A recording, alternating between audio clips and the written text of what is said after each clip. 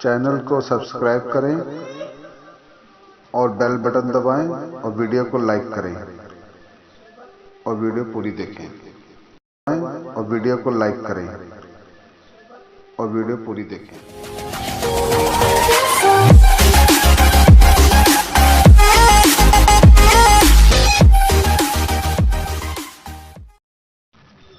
साहेबंदगी सतनाम। किसी भाई की ऑडियो सुनी और आत्मा और सूरत को अलग अलग बताया। अगर आत्मा और सूरत दोनों अलग अलग हैं, अलग अलग से कहते हैं कि दोनों का कनेक्शन अलग होना चाहिए, यानी कि आत्मा अलग हो गई, सूरत अलग हो गई। ये ज्ञान जैसे जिन लोगों के पास पहुंचा उन्होंने सच भी माना होगा, इसकी कोई दिक्कत नहीं है।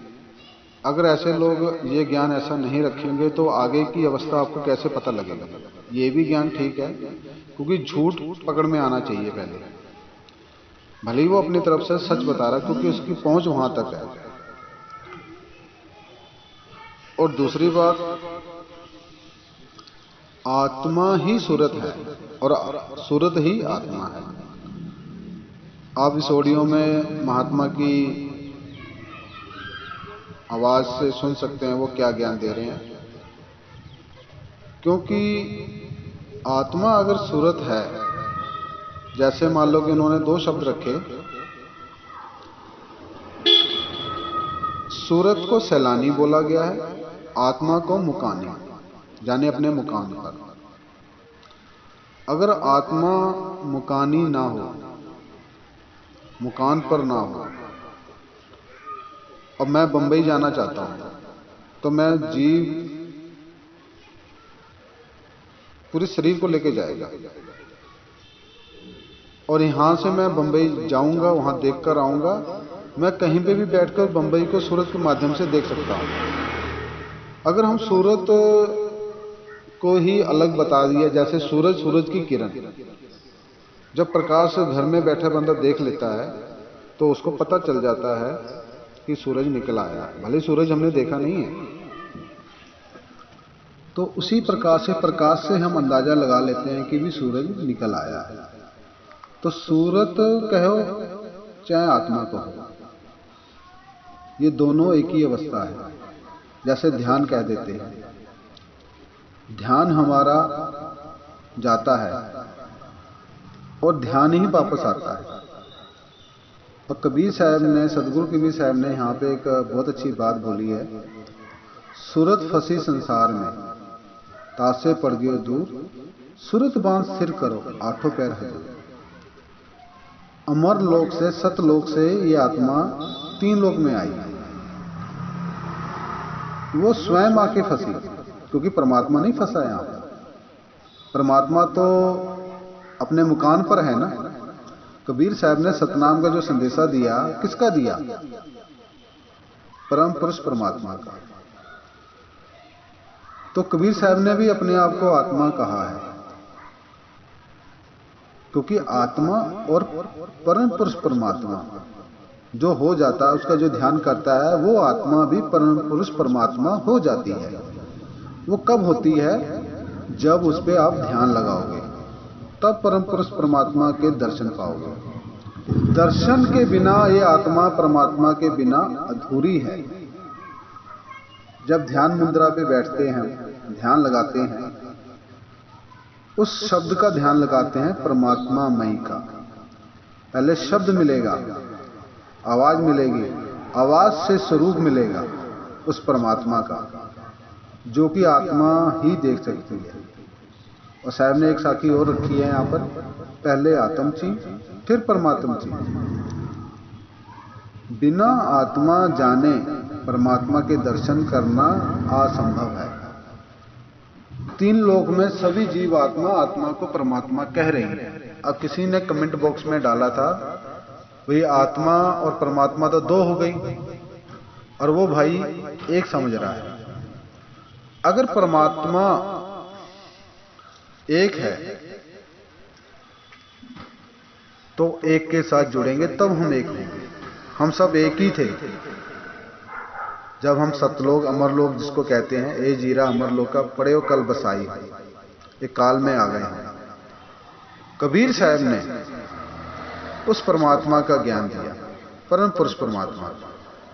ये सूरत को ही कहा है। अगर सूरत अगर परमात्मा के घर में होती, ये आत्मा वहां होती है, सूरत यहां होती, तब मानते हैं ना इस बात को हम कि सूरत तो चली जाती है कब की, और सूरत कहां कहां लगती है हमारी दिन भर में, खाने पीने से लेकर उठने बैठने से नौकरी तक, घर के परिवार के काम करते हैं हम, क्या क्या करते हैं, क्या करती है सूरत ही तो कर रही है हमारी, और सूरत के साथ आत्मा भी घूम रही है।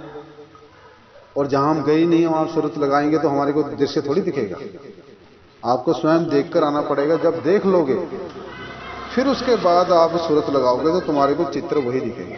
और यहाँ पे साहब ने बोला है ना, ध्यान मूल गुरु रूप है। अब ध्यान लगाया और गुरु की छवि आ गई,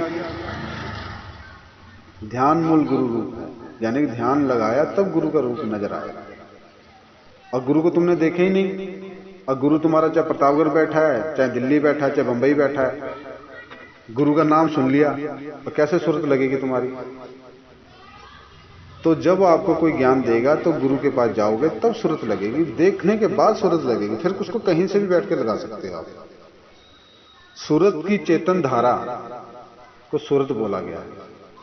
अब उत्तर प्रदेश में तो सूरत बोलते हैं, और पंजाब के इस एरिया में ध्यान बोलते हैं, चेते करो, ध्यान करो। अब चौथा शब्द ये भी आता मन, मन तू ज्योत स्वरूप है, अपना मूल पहचान। ज्योति किसको कहा गया? आत्मा को कहा। कबीर साहब ने भी कहा है, कबीर साहब की ये साखी है, मन तू ज्योत स्वरूप है, अपना मूल पहचान। यानी कि अपना मूल किसको कहा गया? मूल अवस्था, यानी कि आत्मा स्वरूप को देख। जिसने अपनी आत्मा को ही नहीं देखा वो परमात्मा को कैसे देख लेगी? अपने स्वरूप को देखना है। अभी तो शरीर दिख रहा है ना, शरीर के घट में जो आत्मा बैठी है वो कहाँ बैठी है? गुरुदेव ने जो ज्ञान दिया है 10वें द्वार पर, इसके अंदर शक्ति जो है चल रही है, उसके माध्यम से वहां ध्यान लगाने से, जहां पे ध्यान लगाओगे, जहां वस्तु पड़ी वहां ध्यान लगाओ, वहां ध्यान होगा ना। और वस्तु कहीं है, खोजे कहीं, कैसे लग पाइया? कैसे उसको पाओगे? वस्तु कहीं है और ढूंढ कहीं रहे हो। और कोई त्रिकुटी में ध्यान लगा रहा है, जहाँ पे औरतें बिंदी लगाती है, कोई वहां ध्यान लगा रहा है, कोई नाक पे, कोई श्वासों पे, कोई जंत्रों पे, कोई मंत्रों पे, कोई तांत्रिक अपना ध्यान लगवाते हैं, जैसे वो ज्ञान दे रहे हैं। इसी प्रकार से हमारी सूरत जगह जगह पे, कई जगह पे, खंड खंड जगह पे ध्यान कर रही है। और वस्तु सामने पड़ी, अगर सूरत नहीं है तुम्हारी, सूरत तुम्हारी कहीं और है, वो वस्तु जिसको ढूंढ रहे हो वो सामने पड़ी है, तुम्हें सामने देख भी रहे हो, तुम्हारे नैना देख रहे हैं उसको, फिर भी तुम नहीं उसको देख पाओगे। नैनों में ध्यान आएगा जिस वस्तु पे तुमने ध्यान लगाया, तब वस्तु दिखाई देगी। कई लोगों का ध्यान अनुभव होगा, उनके जीवन में ऐसी घटना घटी होगी, चश्मा लगाते हैं, सिर पे रख देते हैं और वो ढूंढते रहते हैं, तो दूसरा व्यक्ति बताता है कि भैया तुम्हारा चश्मा सिर पे लगा हुआ, रखा तो खुद ही है ना सिर पे। उसी अवस्था के अनुसार ध्यान नहीं था, सूरत नहीं थी हमारी। सूरत सामने होगी वस्तु पर, तब तुम्हें वस्तु दिखाई देगी। आपके जीवन में कहीं ऐसी घटना अनुभव किया भी होगा, क्योंकि हमारे साथ तो कई बार हो चुका है।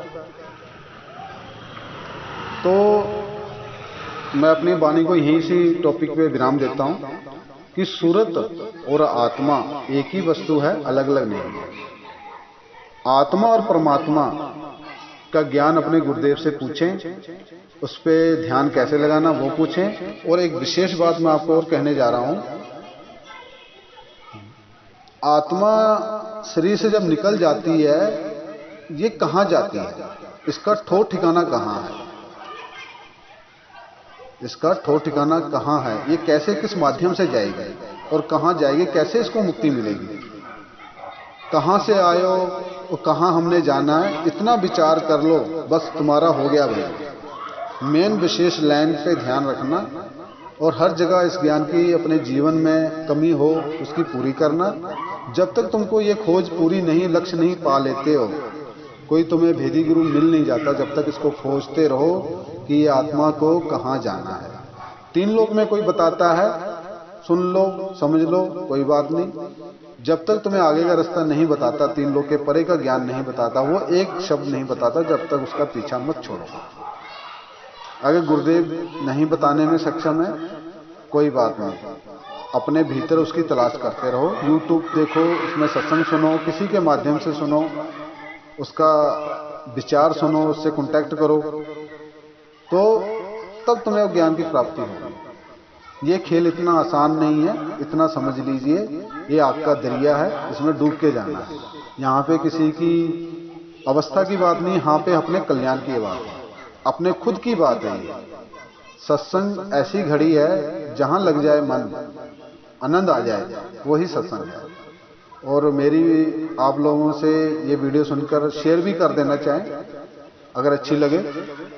इस वीडियो में ये निकालिए कि किसी की वीडियो सुनी तो उसने आत्मा और सूरत को अलग बताया। अच्छा हुआ कि ऐसे ज्ञान मिलते रहे, तो अंदर से और ज्ञान निकलता भी रहता है। झूठ का ज्ञान होगा तो सच का ज्ञान जल्दी पकड़ में आएगा। आत्मा परमात्मा की बात है, और 4 भेद का भेदी हुई, कहे कबीर गुरु है सोई। वो गुरु है सोई जो 4 भेद तुम्हें बता रहा है। 3 भेद का तो दुनिया ढंढोरा पीट रही है, पर चौथा भेद कोई नहीं बता पा रहा। तो मैं वाणी को यहीं विराम करता हूं। साहिबंद की सतनाम।